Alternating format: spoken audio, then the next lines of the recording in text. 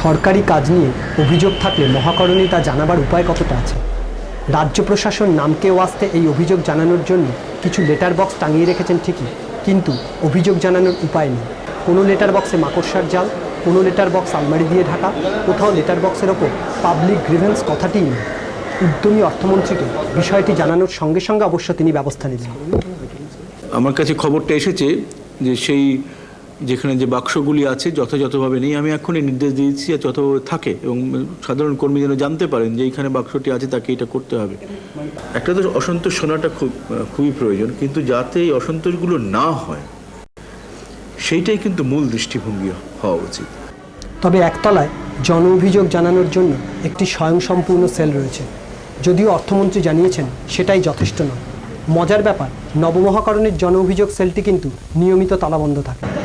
মহাকরণ থেকে অরিজিৎ সেনগুপ্ত, খবর এখন।